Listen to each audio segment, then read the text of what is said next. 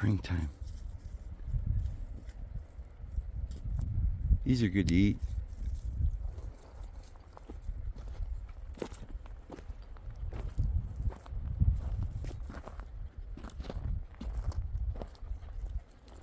It's like a salad.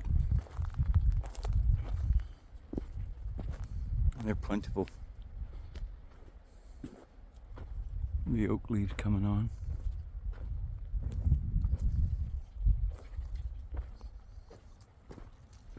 Yeah, those leaves, when they're tender and young, are kind of like a salad. Tastes like lettuce. Doesn't look like it, does it? But they could definitely eat them. My dogs eat them all the time.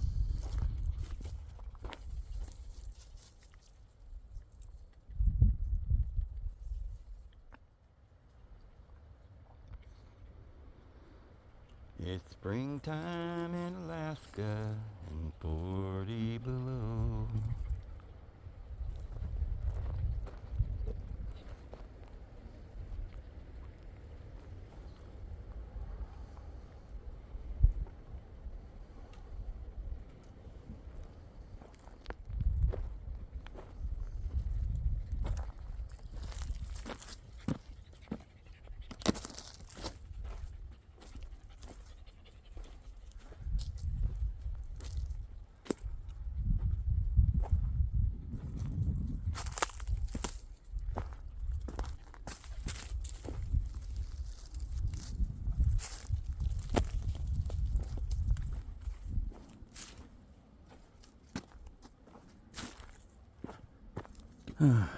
What a beautiful day.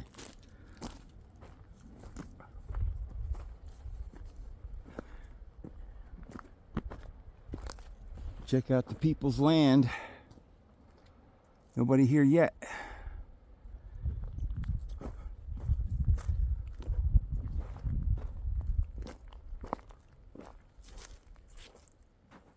Crystal and Ryan's are coming though. And I believe Daniel and some others may eventually get here.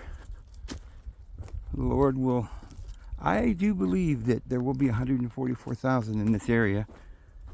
Not necessarily on this land right here, but I think this area is designated as. I'm doing a lot of research on things that Joseph Smith said and how they've hidden some things that he said.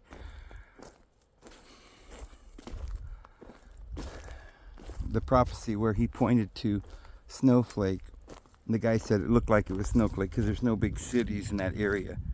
There wasn't any towns in that area. That was the biggest community at that time. So he just pointed somewhere in the southwest, and he said somewhere in Snowflake, Arizona area, but he said it could have been down to Mexico. So that includes this whole area, Concho and Sholo, I think up St. George and Utah and different places in Colorado, and this whole, all according to Joseph Smith, the Rocky Mountains was where the Mount Zion, the heights of the mountain. Missouri just has hills. Certainly not the highest points of the mountains there. And people know that there's quite a bit of scriptural testimony and proof that the 10 tribes went to the mountains. The Ring of Fire goes all the way around the world, from the Aleutian Islands down through Japan, Taiwan, and all the way down New Zealand, and back around through Antarctic and Chile, up through Argentina and Chile, and back here to America. But in America is to be a place where the ensign is raised. And what something's interesting is I always thought that the ensign was just exclusively the Statue of Liberty and the Constitution and so forth here in America we've got. And I do believe that it is primarily that, but Joseph Smith talks about that particular ensign specifically in the latter days, just before Christ returns, being a beacon for the world to come and gather as a refuge from the storm. And that the 12 tribes, the 144,000, all the priesthood holders from the beginning of time will be here, including angels that Joseph Smith said will come down. And we don't know if he meant come down as men, incarnate, or whatever, but that somewhere in the Rocky Mountains there will be an assembly held before Christ returns. He'll gather his elect, and they'll all meet here, and will come on with symbolic horses and the weapons of our warfare, not carnal, but we will dispel the darkness. But we're going to keep the united order here.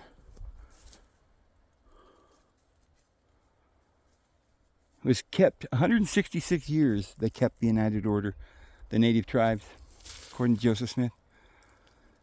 And where the place where Nephi or Neha, the Navajo, where they lost their power, will be the place that they will return. They had already built a Jerusalem here in the days of the Nephites and Lamanites, which were the ancient Indian peoples here. They had built a temple here.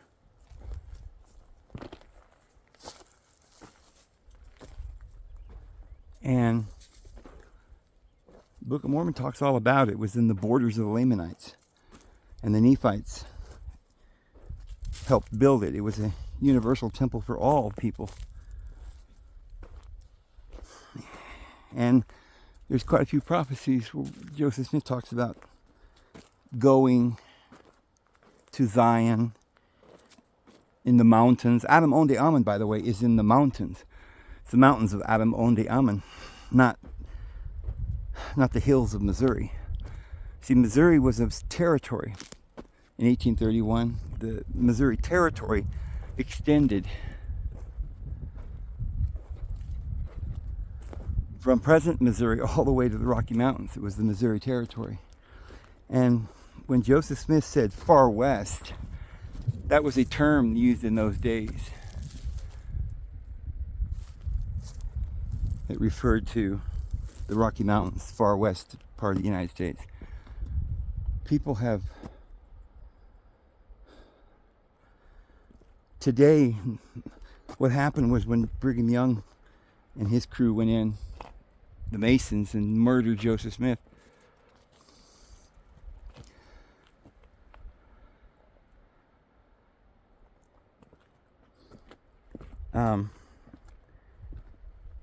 Joseph Smith,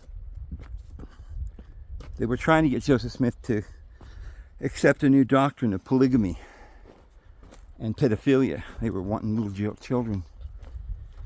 Joseph Smith said no, and so they ended up taking him to prison on the charges because of the Mormon people doing it. Brigham Young and certain ones actually were doing these things and trying to pull it off. They had come from the Cochranites and over in the area around Massachusetts and Delaware, in that area. There was all these Cochranites in Maine, and they were polygamists and pedophiles, and they were from the York Rite. That's why they call it New York, and they were trying to have, they were trying to take out the original constitutionalists. John Hancock was one of the early Mormons, and he was the one who signed the Constitution. And Smith was related to those who were there, and they had a big part in the early church. They were early church founders. So they were run out. And they went to Ohio, and they went to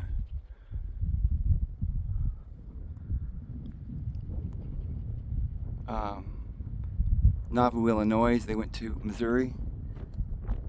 But we don't, the section in the Doctrine and Covenants that talks about the temple lot, and Jackson County, Missouri being where the temple would be built. And the temple, people don't understand, first of all, there were several temples. The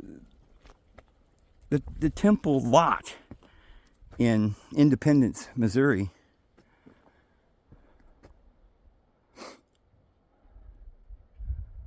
there was 24 temples that was going to be built there. They had them all. They had the foundations laid, and they were going to build those. They were not, Joseph Smith did not say that was the temple. He said that they were going to build up Zion, and the stakes of Zion would be stretched out according to the prophecy in Isaiah. So he said, beginning from this place, and this is why today the Mormons have stakes and wards and stuff, because each of the places that they went, whatever state they went, or region or country or county or wherever they would go, and they would establish a city and a town, they would call it a stake of Zion. So that the tabernacle was prophesied to be too small. You'd have to lengthen the stake cords and open the, and take the tent and make it wide, because more people would come in upon the mountains of Israel, which is the circumference of the earth. All the nations are around on the mountains. But in the heights of the mountains, he will establish a place with an ensign at the opposite ends of the earth, beyond the rivers of Ethiopia, which is the Atlantic Ocean. Anyway, we've gone through all of that. The prophecy to Joseph, beyond the wall, a branch shall go over the wall and be fruitful by a well. At the opposite ends of the earth, he shall push the peoples. He'll be blessed with the dew of heaven, and, all of these were prophecies.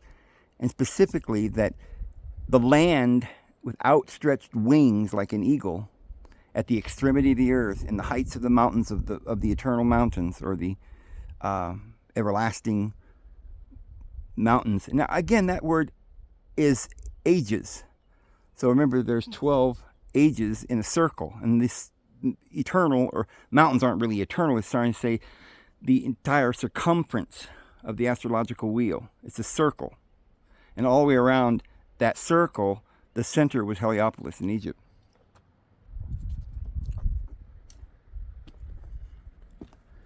But first of all, the chapter 57 is where that prophecy was supposedly given by Joseph Smith, talking about Missouri. And it speaks also that the temple would be built in a place called Far West, which wasn't the same as the temple lot at Independence, Missouri. So Mormons, I don't know how they get around that, to see that the real temple, or the headquarters, the center, the holiest of the place, he called it the most holy, in the height of Mount Zion. Not one of the stakes of Zion, not one of the tent cords outstretched, but the center, which would be,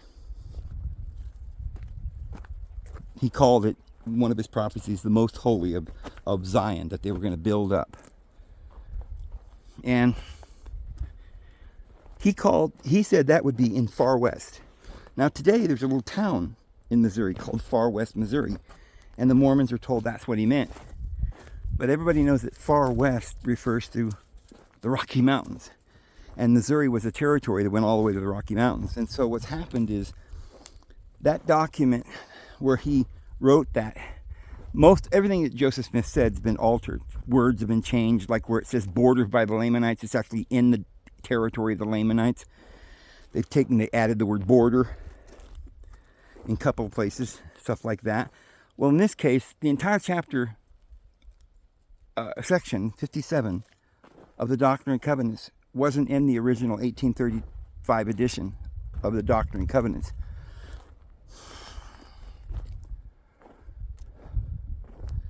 It was added after Joseph Smith died in there, when they added the doctrines about polygamy. They ripped out the ones that say that you have to be married, you can only have one wife, and they ripped that out and put a new revelation from Brigham Young, backdating it, saying it was Joseph Smith where you could have as many wives as you wanted and as young as you wanted. Boy, this looks a lot steeper. I think part of it's because I got new glasses. Boy, this is really neat. So, we don't know the wording there, but even as it is today, we know there was a prophecy given by Joseph Smith when he went to Missouri, just before he died, and he had to go back to Nauvoo and was taken to Carthage jail.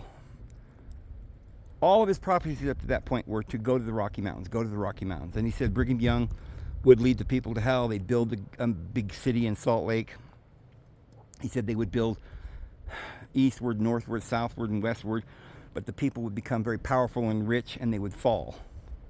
And the people who would keep the United Order would be a group of people who were Gentiles, who would gather with the remaining ones of the Navajo, or the native Puebloan Indians in this territory that he always spoke of, and they would form a little United Order where they would have all things common, and they would ride out the tribulation.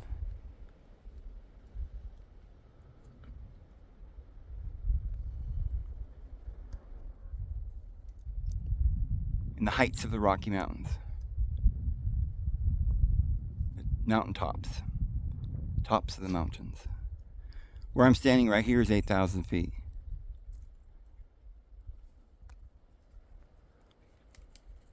It'll be on a mountain in the rock. I'm on the Continental Divide, actually, the highest. If you make a little straight line down through Utah and down through New Mexico, the Continental Divide comes right down through here.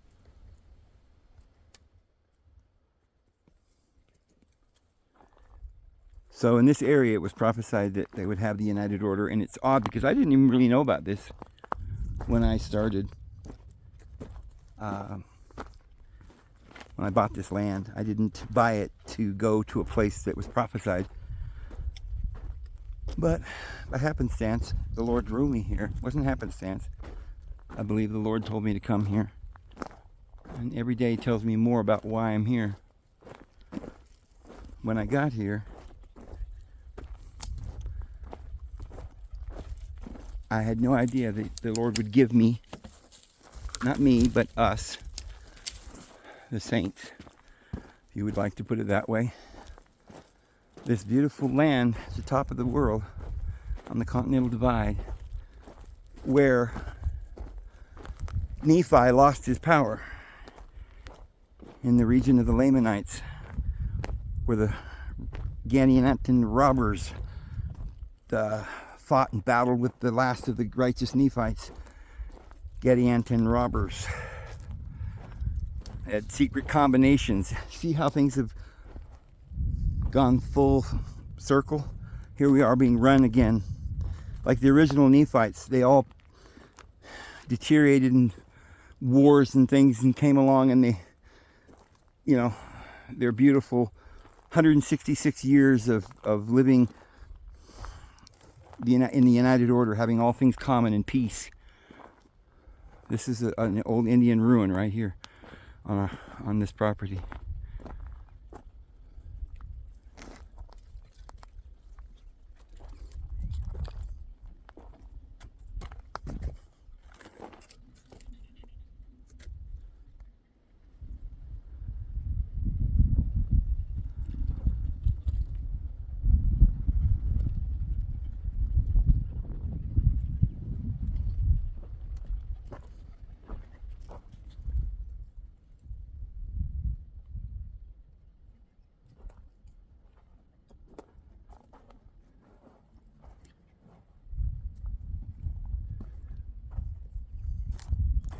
So we know where Zarahemla was. Joseph Smith told us where that is. That's when the Nephites went north and then east. They kept getting driven out by the Lamanites, who were in the southwest. They originally landed, Lehi's boat landed in northern Chile, and probably a year, 100, 200-300 years they lived in that area. And then Nephi went and built the city of Mexico City. And then the Lamanites had a war with him and pushed them up into Mexico, and they went up north into the southwest where we're at here. This is where the Nephites were. And the Lamanites continued to war with him and pushed them all the way to New York till the last battle was at Cumorah. But it tells you where they, at the last, remember, so Christ, when he came to earth, he died in 27 AD. There's that pond down there. The other end of this property. There's water in it still. Haven't been down there, but there's still water. Nice, huh? We've always got that water. We could make the garden down there.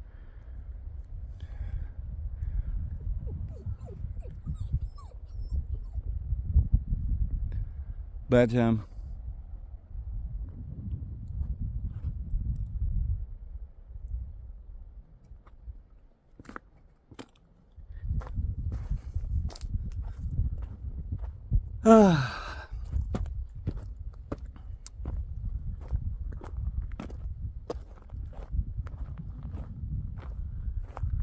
so we can tell, we know where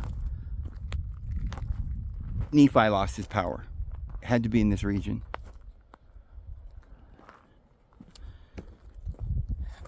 we can also see from archaeology a lot of this. The Hopewell Indians, the mound builders were, if you look at those mounds, you wonder, why did they build them? They look like forts, well-defensed cities, like big mounds. They weren't really temples. They weren't built of rock. They had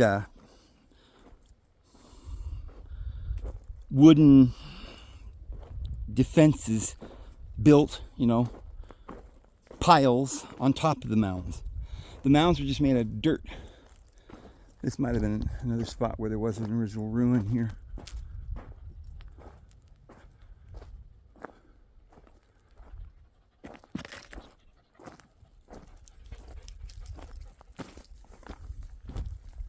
But they were, later on in the Civil War, the United States used many of these mounds as defensive places for the armies, the Union Army, but and the Southern armies too, but that's what they were built for. I mean, you guys remember when I was in Alabama, right in my backyard, there was this big mound, and we'd go and see it every day, and it had an entrance on one side, and the rest of it was like a wall. It was just made out of dirt.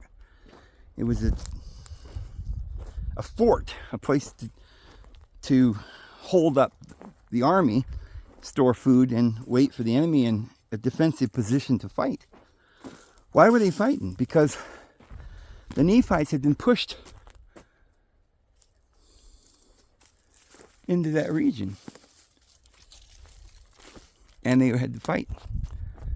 And the battle ended with pretty much everybody dying.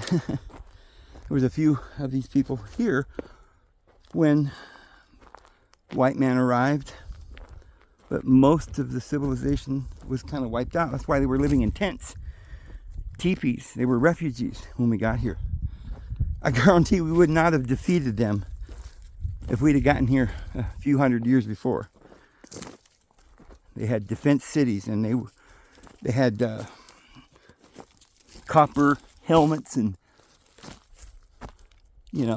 spears and everything, weapons that would rival ours. But there were millions of them, but they were all strewn across the same place where the Civil War was fought. They were all strewn across the plains, and I suppose in some kind of retribution for their blindness that they fell into in darkness, because Christ had come to them and told them he would return. But the apostasy led to most of the Indians fighting and murdering each other, and they all died. But there were still other tribes. There were still the Lamanites. The Nephites were all wiped off the face of the earth. In other words, all the natives that knew or remembered Jesus and, had an organized way of serving the Lord. I mean, the government fell into apostasy, and the wicked took over. And the Native Americans talk about this too, with the Anasazi and stuff.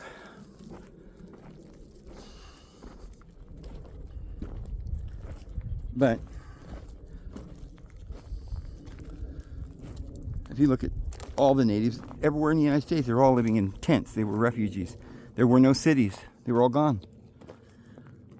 They weren't just abandoned. They didn't die of syphilis necessarily because the white man came over. Some of them may have done that, but the Book of Mormon tells you the story. It was a terrible battle. They fought from Mexico all the way through the Southwest and all the way up to New York, where the last battle played out at Cumorah. But we know where Zarahemla was, which is on the west side of the banks of the river Sidon. It's spelled Sidon in the Book of Mormon. That's where, on the other side of the river is today Nauvoo, Illinois. And directly straight over from Nauvoo, Illinois, across the river on the west side, there is an ancient city you could see that actually looked like a temple. Not really just a mound. And the dimensions and everything is visible from the air. And it's in a direct line. They didn't know about it when they were building Nauvoo. You know, nobody talked about it. They weren't aware of it. But where they built Nauvoo, Joseph Smith prophesied that it was across the river that was the place of Zarahemla, which is the last headquarters where the native peoples from Nephi met up when they went north from the southwest. They went north and went to Illinois there, or the tip of Iowa. And they met a tribe of Indians that came from Mulek. His name was the Mulekites. Well, Mulek is Melech, or the king. They were another tribe of Israel that were of the tribe of Judah, or the kingly tribe, Melech, with the Melchizedek priesthood. And they combined together. And they continued to call themselves Nephites, or the righteous of the, those who believed in Jesus. They had the rights and teachings of Jesus. They had the new covenant because Jesus came here and taught them and went away and said, I'll come again. So by the time they got to Illinois, Iowa, and Ohio, that was the last of their kingdoms. They were driven there from further south. So if you go into a place you go further west from Zarahemla and Nauvoo, and right around Huntsville,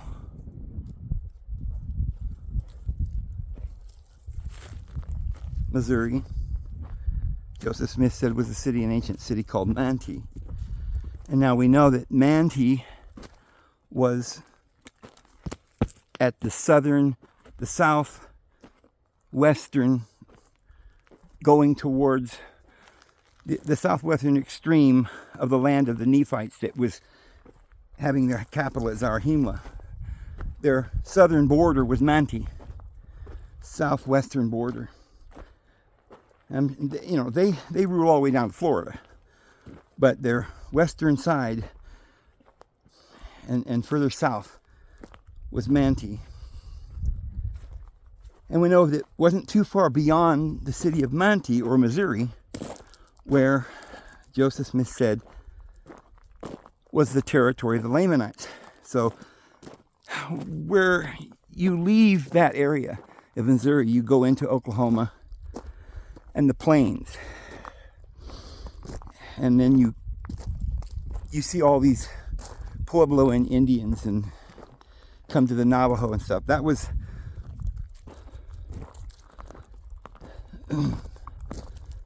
the name of the Nuhatl Indians, the Pueblo Indians, before the last few hundred years when they made it to the Hopewell area and made their defensive cities to fight their battles.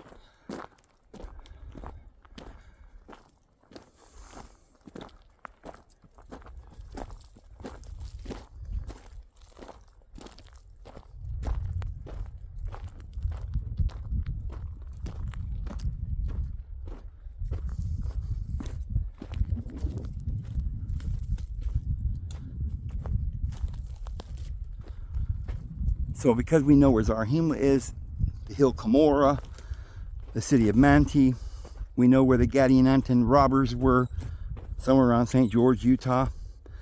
So we know that's the Rocky Mountain area where they had their last battle. And we know that Joseph Smith pointed to Snowflake, Arizona and said this is where Nephi lost his power. And they were driven out up around Zarahemla. And that's also where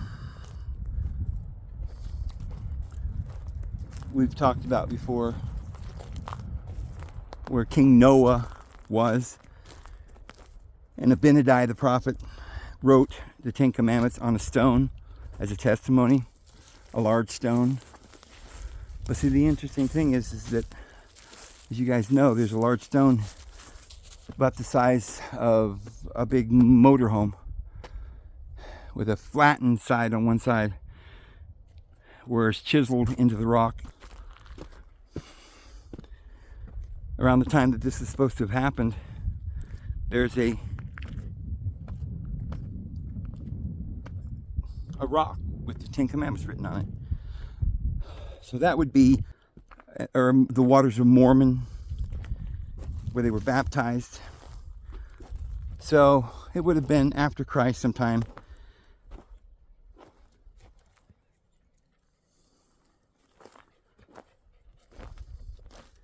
It looks like that place over here about 60, 70 miles from me. It's a mountain like Sinai. It's very much, it looks exactly like what you would think of Mount Sinai.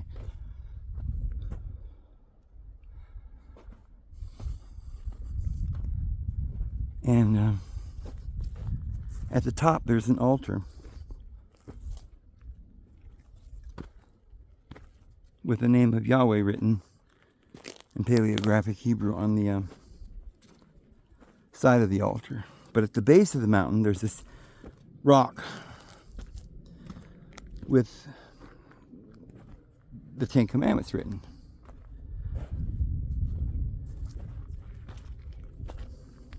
When I was there, the Lord gave me a rock, which I'll show sometime to think of maybe those of, I mean, it's just a rock that I'm preserving and keeping. I'm not going to film it, I don't think, but people can see if they come out here.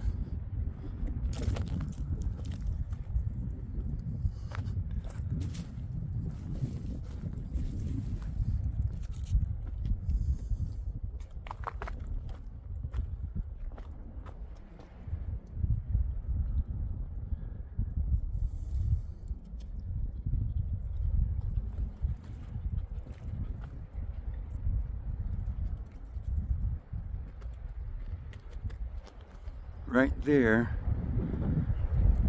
is where my other property is. That's my cliff there. And there's my big tree right there where I live. You can probably even see the dome from here if I... Where we at? Okay. I can get a glimpse of my truck or something.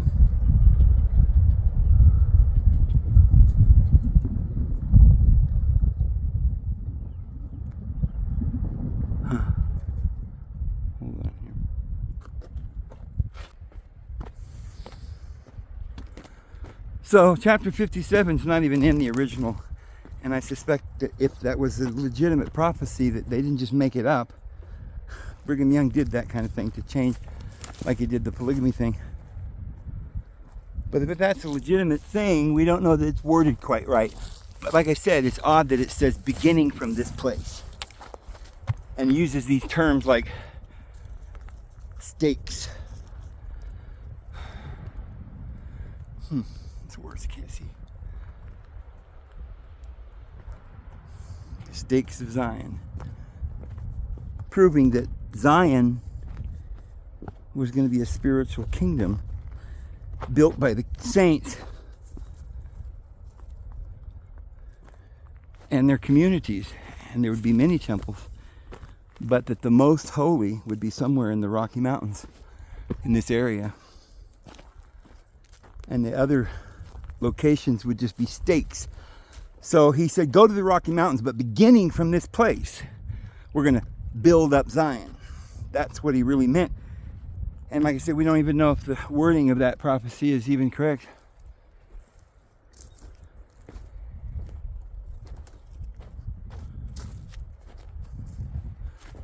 As it stands, because they changed the Doctrine and Covenants. I wanted to order an 1835 edition. I used to have it.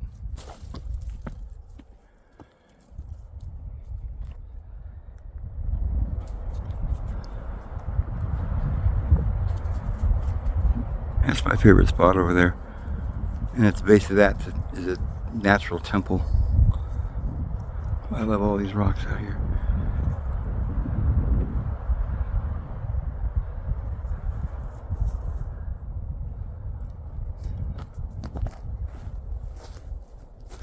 And how these big old trees grow out of these rocks from the top of a mountain.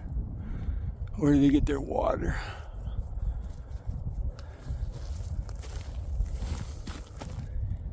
Nature provides. We got a thunderstorm coming. Oh, there's the moon too. There it is. That look like clouds around it. They're always in the same shape.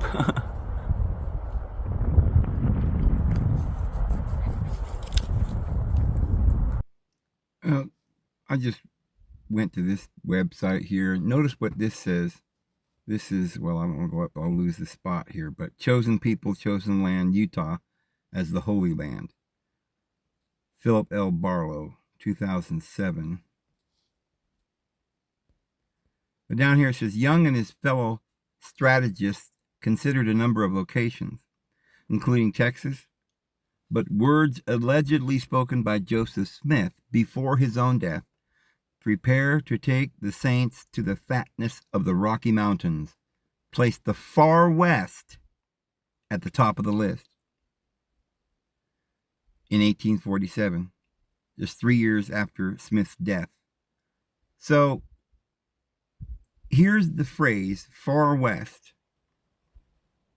And Young and the Mormon peoples that survived the martyr's death were looking to go to where Joseph Smith told them to go, to the Rocky Mountains,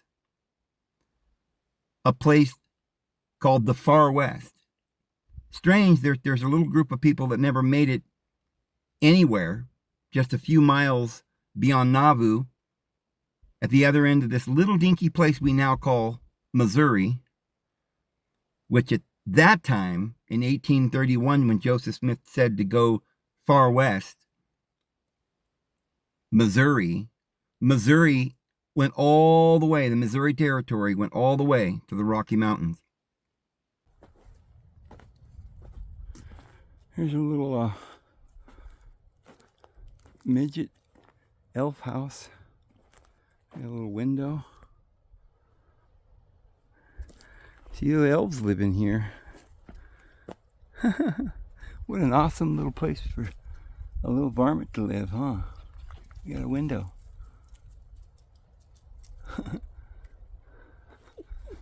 Oh, I love this.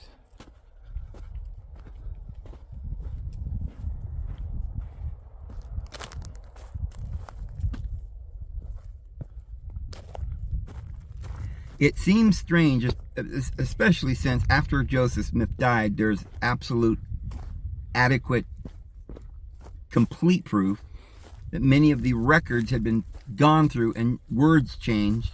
In fact, in the original 1835 Doctrine and Covenants, it's completely different than the modern Doctrine and Covenants, where they took out, ripped out places where it said you can't be a polygamist, and they just rewrote one, said you should be a polygamist. And they weren't just polygamists, they were pedophiles. They were sleeping with 13-year-old girls. But they changed it to suit themselves. Since they went to Salt Lake, they didn't want to talk too much about Joseph Smith saying go to the Rocky Mountains. Yeah, there's a prophecy here and there people know about. They want you to know that, yeah, they're following Joseph Smith's instructions going to the Rocky Mountains. But that's not all Joseph Smith said. He said, go far west and build the New Jerusalem in the heights of the mountains of Israel, which all the church historians have, or interpreters have seen. Joseph Smith was talking about a prophecy in Isaiah and the Rocky Mountains being the eternal mountains. And they actually go around the ring of fire all the way around the world. But in the heights of the mountains would be the Rocky Mountains, not in the valley of Olahashenha, which is the valley. But in the Bible, the Adam Onde Ammon was the mountains of Adam Onde Ammon. There are no mountains in Missouri, friends. And we know that it's not what the church later tried to make it appear, that Joseph Smith was trying to get to Missouri, and that's all he was trying to do.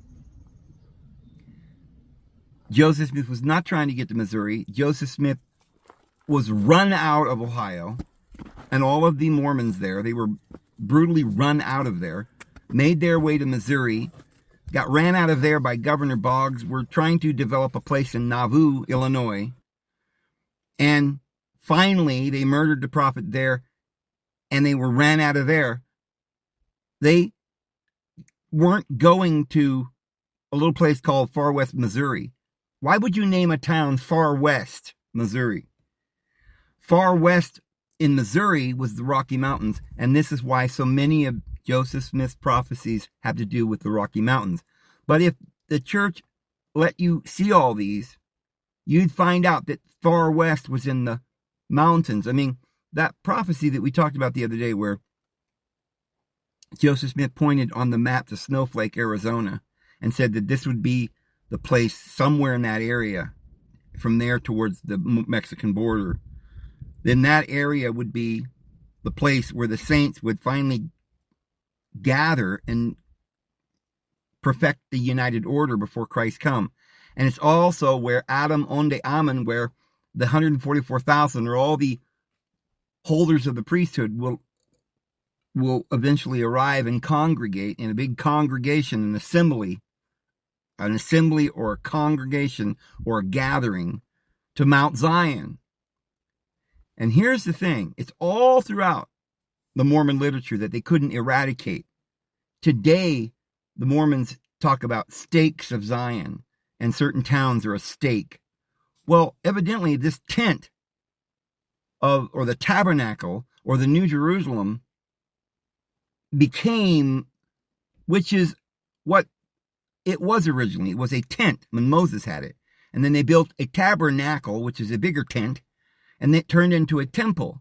But the tent had stake rods and cords, tent cords and tent stakes. And the book of Psalms says prophetically to stretch out the tent cords, expand the tent. The tent would cover a huge land mass. So when they got to Missouri, they were fleeing. This is about where Joseph Smith ends, and they martyrs him, and he heads back to Nauvoo and gets martyred.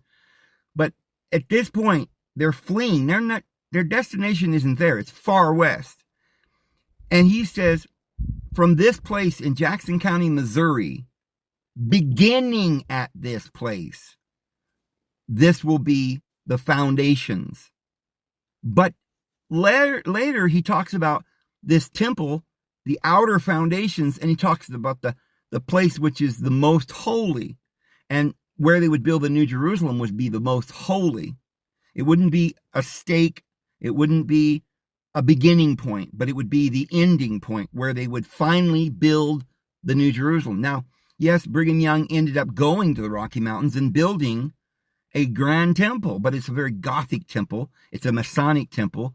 They brought in all the Masonic teachings, not the teachings of Jesus Christ or the original teachings of Joseph Smith, and they have never kept the United Order.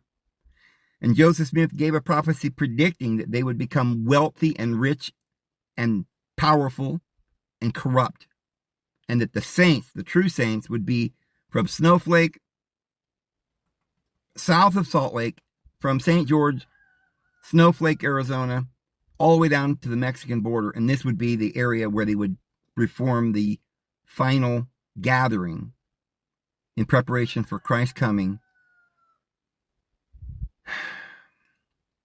and would keep the united order, which is having all things common correctly, before the Son of Man came. Just at the end of the tribulation, they would be able to keep the united order properly. But in the literature, you see this is a stake, and that's a stake, and this is a stake. So you start off in Missouri with a stake, and you've got stakes of Zion in Utah now, Arizona, California, all over the United States, and actually the world.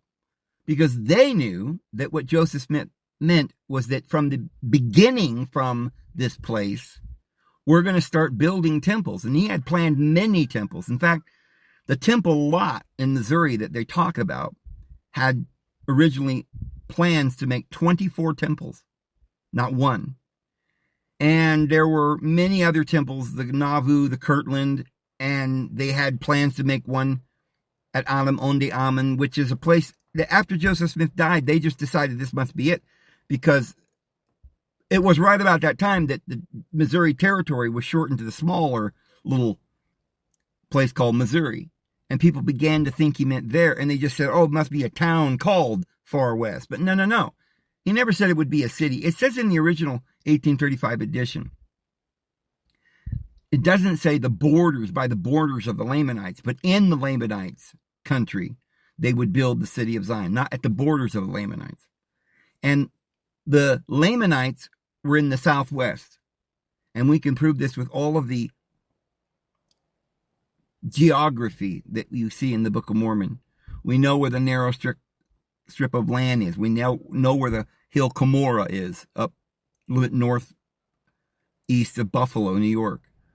Niagara Falls in that area. We know where Zarahemla was, across the river, the Mississippi, in the lowest corner of Iowa, across the river from Nauvoo, Illinois. We know that about 40 miles from that river by Huntsville, Missouri, was a place that Joseph Smith said was the original city of Manti. And that city of Manti was the place that was away from the headquarters, which was Zarahemla of the Nephites, in the last 500 years of their existence. But they migrated there. They had come originally from Mexico, and they probably landed, Lehi landed the boat in South America. All of that is spoken of, about how Lehi died, Nephi and Laman, split up, and Nephi went north. Well, they fought and warred, and then they became Lamanites and Nephites, but it ended up being more like many of the Nephites would corrupt and go join the Lamanites, and some of the Lamanites would get wise and repent and join the Nephites. So in the end, it was just the same peoples called the Nephites and the Nephites and the Lamanites, which is just those who believed and accepted Christ. Because when Christ Jesus died in the year somewhere around 30, I believe around 27 AD, he came to the people in America, and I believe it's written in their records, and you find it in the Popol Vuh. He was the Quetzalcoatl, or the feathered serpent, who said, I come from the east, and I am going back, and I will come again as you see me go. I will return to you. So Lehi probably landed the boat in Peru or northern Chile, where the original Mormons in the days of Joseph Smith, when they wrote it in their magazines and books, they said that that's where he landed, in northern Chile. And they went and began to build and plant for maybe 100 years or whatever. Lehi died. Nephi went further north, I think, and went in and created the city of Mexico City. I believe it was originally the city of Enoch. And we can talk about all that in some other video. But Nephi lived in Mexico. The Lamanites weren't created separately from Nephi until some time later. So they were all just the native peoples there from Lehi. When Nephi split from the Lamanites, he went north. So basically, eventually, the peoples in Mexico were basically the Lamanites. And the people in the southwest were the Nephites. They kind of split, and the Nephites went north. The Nephites had a kingdom up around New Mexico, Colorado, Utah, and Arizona, and California. Those were the Nephites. But they had many wars, and the Lamanites came from the south and attacked them and continued to destroy. And they destroyed them physically as they destroyed them morally and corrupted their beliefs and their values and their faith. And they would join the luxury and the worldliness of the Lamanites. And this is how they won. Not because they just lost the war. They lost the war mentally first. So there was a group that were sort of repented and separated themselves from the wickedness of the people, and they went even further north and finally ended up in Zarahemla, which we know is up around this place in Missouri. But we also know from early manuscripts and revelations and stuff of Joseph Smith that the Gadianite robbers that came in and would battle with the righteous Nephites, and they were evil and destructive and warriors, that was in the area around St. George, according to the early references in the magazines and books that the early church published when Joseph Smith was alive. So that's when they were fighting and losing the battle, and they lost their power in Snowflake, according to Joseph Smith, where he pointed on the map and says this is where Nephi lost his power. And this then is when he had a battle as you go down to the Lamanites. The Lamanites are basically Mexico. So in the southwest, he lost his power. We know it's around this place called Snowflake, Arizona, that the United Order will once again return. But the Book of Mormon says that the Nephites spent 166 years doing the United Order in peace. And it will return in that place there in the southwest. They will again practice the United Order, having all things common, before Christ returns on the clouds of heaven. That there will be a grand assembly, meaning a council, that Jesus will return and conduct a sermon and give a grand speech and many instructions to the faithful there on Mount Zion in the Rocky Mountains. And then they will go forth and save the country, because the Constitution will be hanging by a thread. And it will be an ensign upon the mountain, a banner, which says basically freedom, the kingdom of Christ. Bring all your tired, you're hungry, and you're wounded, and we will bandage them. We love them. An ensign on a hill, the kingdom of grace. And all the nations, which is every nation on the face of the earth, that have been scattered, the 10 tribes, the lost ones, will come home. The stick of Ephraim and the stick of Judah will be one in our hand. So it has to begin or commence at the beginning of the tribulation, because the woman goes into the wilderness, which, by the way, this entire area was named for years. We call it the desert or the wilderness. And the Wild West or Far West, it was never... Who would name a town Far West? I mean, I suppose you might, but doesn't it seem more likely that if you were talking about Far West Missouri, and Missouri territory went all the way to the Rocky Mountains, that you meant to go far west? Because everybody in those days, when they spoke the words far west, meant to the Rocky Mountains. Yeah, I don't know, man. Some of these look like Native Americans made those holes to grind wheat stuff.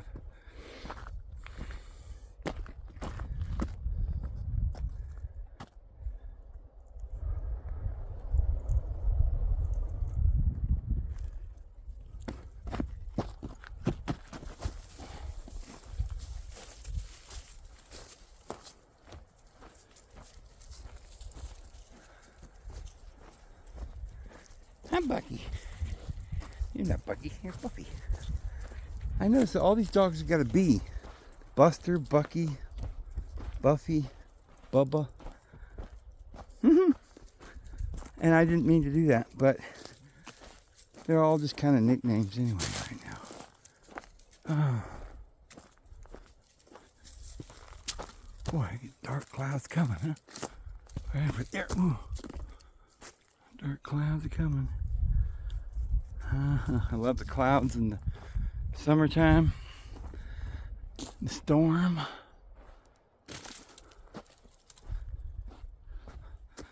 You welcome the cool rains in the summer.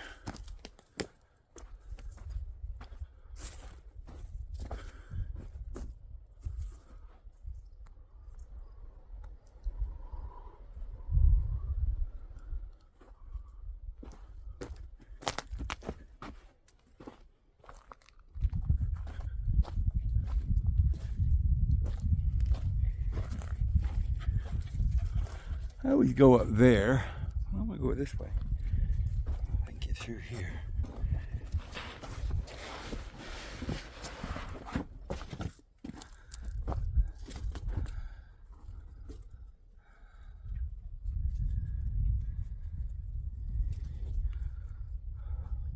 There's the ravine. It starts here and it goes down there. And I was gonna dam it up, but I haven't got around to doing that. We got so much to work. Ugh.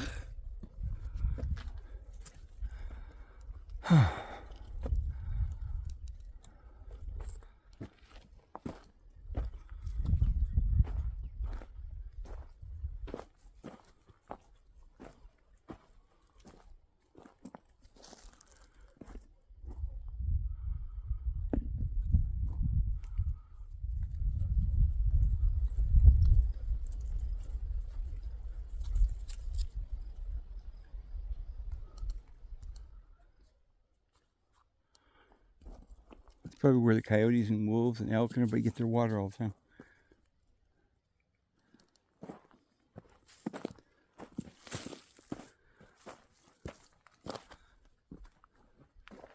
Nature always provides.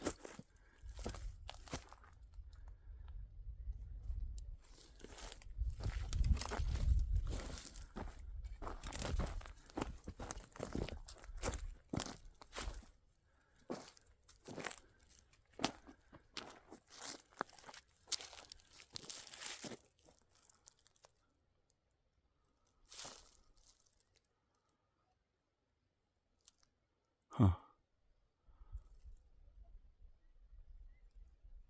I'm not sure. That might be the pond. Different pond, I think. Well, that's prettier and pretty, isn't it? Just love that little rock right there.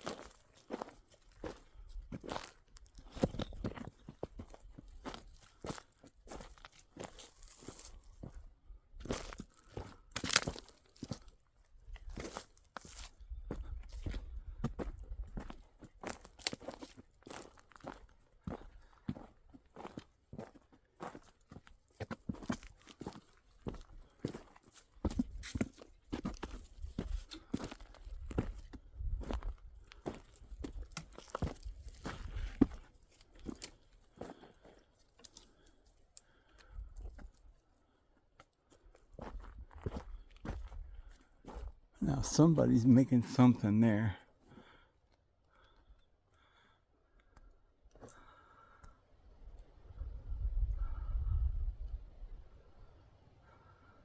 Huh.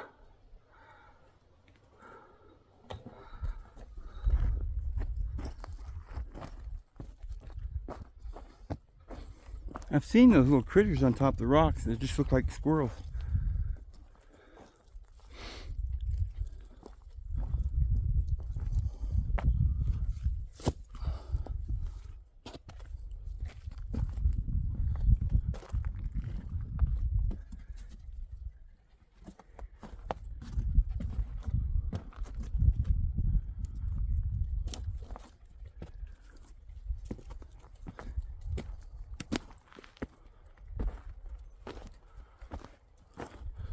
See inside, under the bark, the wood is yellow. Pretty. I could take that, something like that, and polish it just to see what it would look like. Get a good one and polish it. Like marble.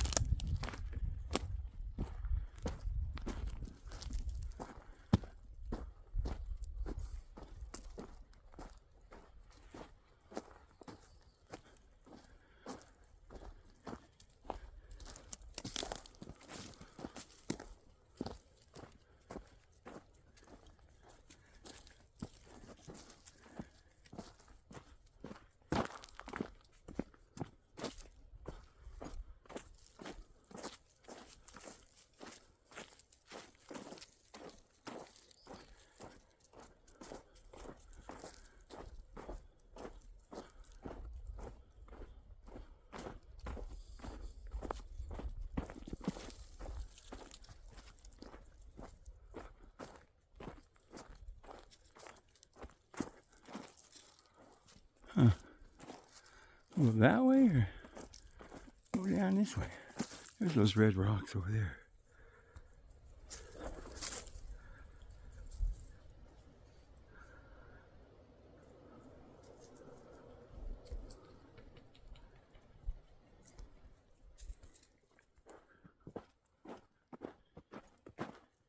Some big old mounds.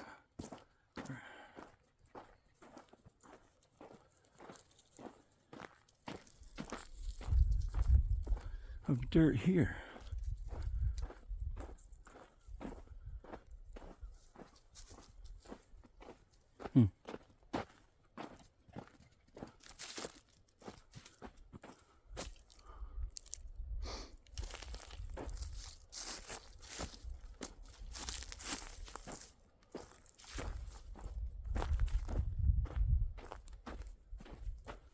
There's an old, you could get some old boards here. This old homestead.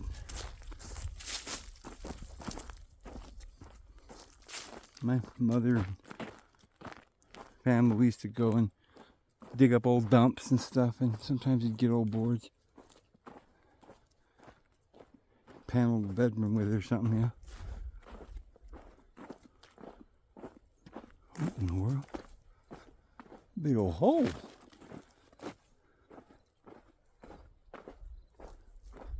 this a mine?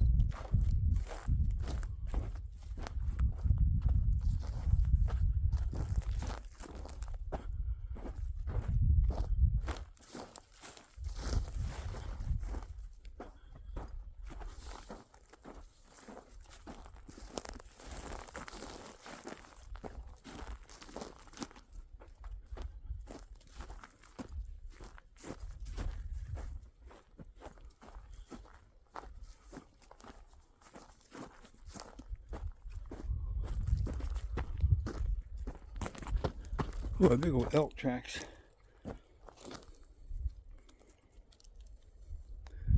Came through here.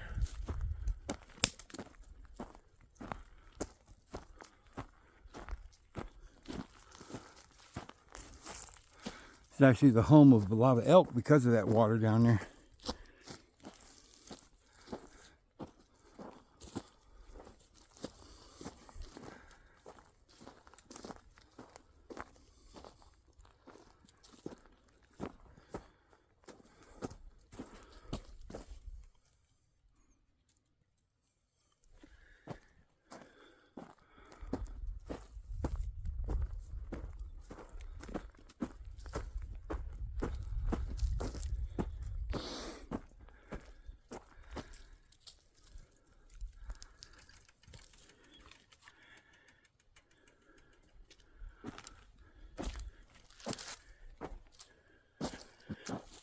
That's where the elk like to come and look at the view, I guess.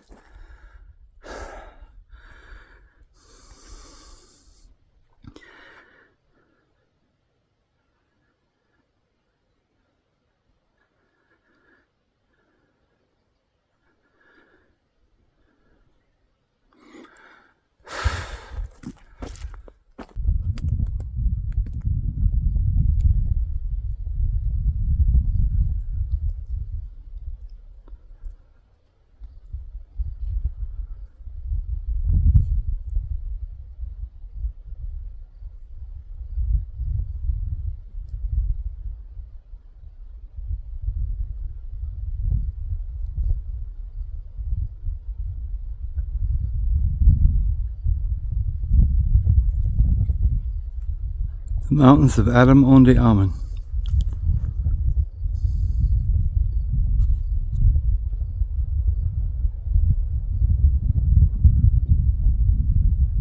Well, guys, I'm going to leave it there. I'm going to wish you guys a happy evening, and Lord will bless you. See you tomorrow.